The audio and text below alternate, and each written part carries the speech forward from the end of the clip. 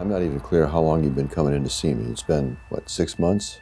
Probably around there, yeah. And what got that started? You know, what set the occasion for you to come in? So,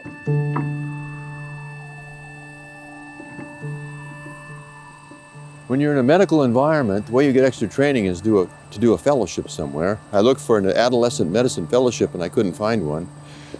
But there was a job open in a place called Boys Town, which I knew about.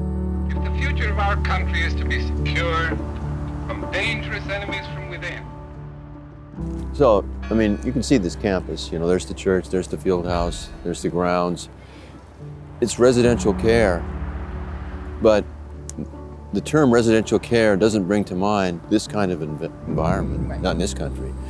The kind of thing that's brought to mind by residential care is an austere, cold-looking, modernistic building, small windows, empty hallways, shift-level staff that carry 1.5 pounds of keys on their belt, that don't Multiple interact. bunk beds in one room. Kids, Yes. sardines in there. They walk single file, everything's regimented.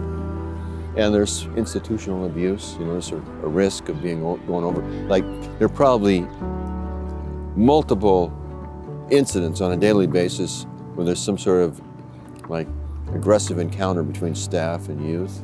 And here, on this campus, you know, you raise your voice to a kid, that's the last day you're gonna be on this campus. We're not gonna have any kind of abuse on this campus. And when people think about residential care, what they've heard about residential care, and it's actually accurate with most programs, but this is obviously a different kind of a program. It's very unfortunate that the category called residential care is one that we're kind of sucked up into. We should probably have a category all our own. Today we want you to meet Father Flanagan himself. Good morning. Good morning. Finally, I get to give this talk. It was scheduled for October 22nd at 9 in the morning, and I was very determined to give it. I was hell-bent to give it. I did everything I could to get here. I got a little sick before. I was sick all night the night before. Nonetheless, I was very determined to get here, and I made it as far as the vestibule. I didn't get any further. Next thing I know, I'm in an ambulance and on my way to the hospital. The question is, why so determined? I mean, I give talks all the time. I give them here, I give them all over the country, I give them all over the world. Why was I so determined to give this talk? And the reason is, I've become convinced that the culture at large doesn't really care about the work that we do. you look in the mirror and you're like, who the f is this guy? Like, what am I doing here? And why did this happen to me? Like, learning how to navigate those emotions that, like, you wake up and it's like, what are you gonna do? Where are you gonna go?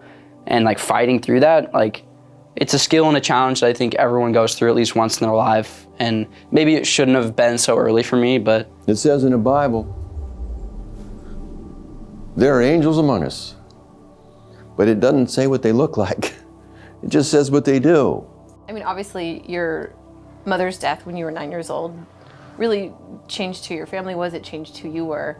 Do you think if she was still here that she would be proud of you, Neil? I know she would. You're a population of people that have decided to take care of people. I don't know why you decided to do that. I just know that you did. You're part of an organization whose mission isn't about you. It's about them.